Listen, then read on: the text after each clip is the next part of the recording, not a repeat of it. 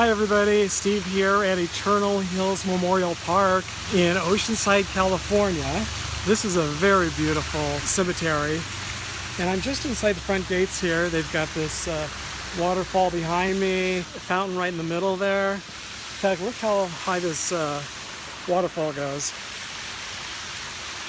So I'm here today to visit the final resting place of a very popular TV actor who died on New Year's Day. Thanks for joining me on another trip to visit the most memorable cemeteries, memorials, and gravesites. So here we are in the folded flag section. I'm here with Marcia and Michaela and Brandon, and all four of us have spent, the last hour searching for Lloyd Haynes' gravesite. And it turns out it's right by the flag where I was this morning. In fact, it's one grave away.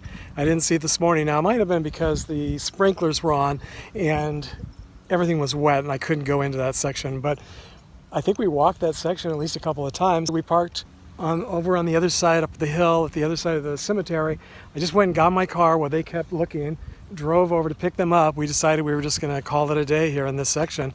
And right when I pulled up, Marcia said she found it. For those of you who are not familiar with actor Lloyd Haynes, he played the African-American high school teacher Pete Dixon on the very popular TV show Room 22.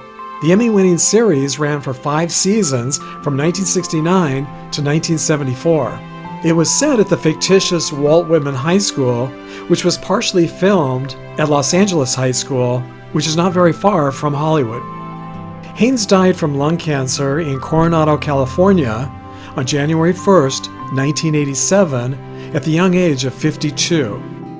In addition to his acting accomplishments and career, he also served in the U.S. Marines from 1952 to 1964 during the Korean War. I'm going to have to add a GPS right now to Haynes' gravesite because it did have a GPS, but the GPS is about 10 miles from here. So again, I'm not sure why someone put the GPS 10 miles from the cemetery, but I'm going to change it right now. If you'd like to come and visit his gravesite, he's here in the folded flag section, right by the flag guy who has this really big flag right by his gravesite. Haynes is just one row over. I don't know who he was, but his epitaph says he was the flag man. And in another one of those funny coincidences that maybe really aren't coincidences after all, on my way to pick up Marcia and the grandkids this morning, I was running early, as I usually do, so I stopped here at the cemetery just as they were opening. I searched for his gravesite for about an hour and couldn't find it, but I did find the flagman's gravesite. And as I just mentioned, we spent about another hour this afternoon looking for his gravesite once again, and we're just about ready to give up a second time when we finally found his gravesite just 2 graves away from the flagman and this enormous flag. It was right under our noses the whole time. So do you remember Lloyd Haynes and Room 222? That show sure takes me back. And right around the same time that Room 222 was popular, celebrity hairstylist Katya Sassoon was also a household name around the world. Sadly, his daughter, actress and model Katya Sassoon, is another famous person who died on New Year's Day, and she's laid to rest here at Eden Memorial Park in Mission Hills, California. Her gravesite is located here in the Garden of Prophets at the top of the hill and to the right after you enter through the front gates. Her headstone has her name on the right-hand side and what appears to be her grandmother on the left-hand side.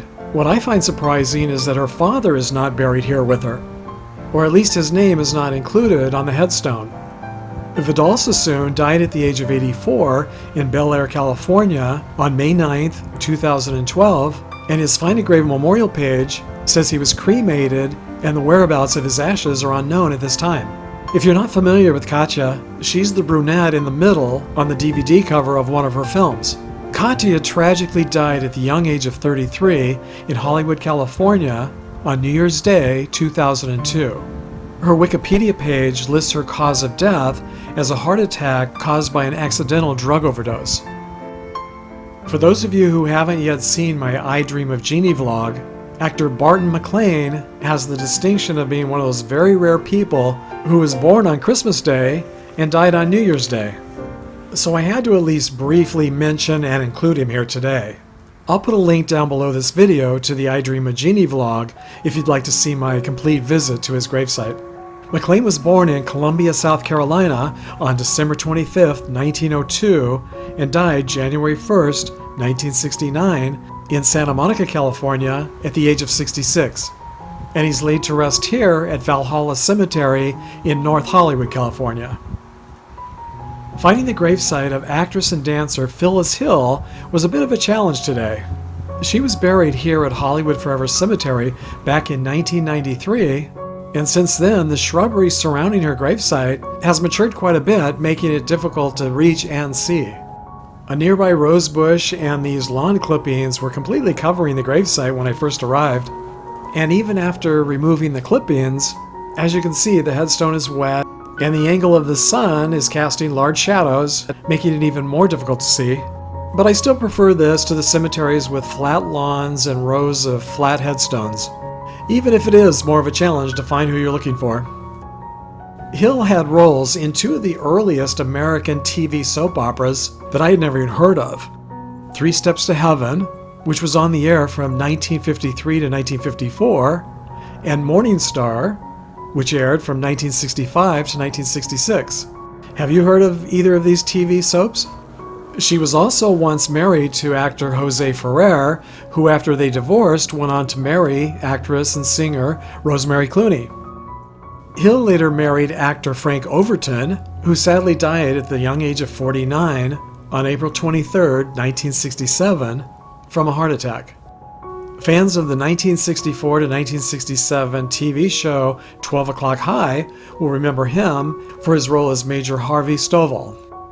Hill died from lung cancer at the age of 72 in Los Angeles on January 1, 1993. Phyllis and Frank's gravesite is located in the Garden of Memory, and this is one of those times where I don't think I would have found the gravesite without the very helpful Find a Grave GPS. As we come to the end of 2019, I just want to tell you all how grateful I am to all of you who have watched my show this past year and have chosen to subscribe, to share with your friends, to make suggestions, to leave really awesome comments, to send me photos and videos of your own graveyard visits. For all of your support in so many different ways, I just want to let you know that you really made my year. So Happy New Year, everyone, and please share your New Year's resolutions with us down below. So as always, thanks for joining me today, and if you enjoyed this vlog, please give it a thumbs up and share with a friend. And if you did like this video, then you might also like these. So until we take another trip together to the cemetery, thanks for sharing the memories, everyone.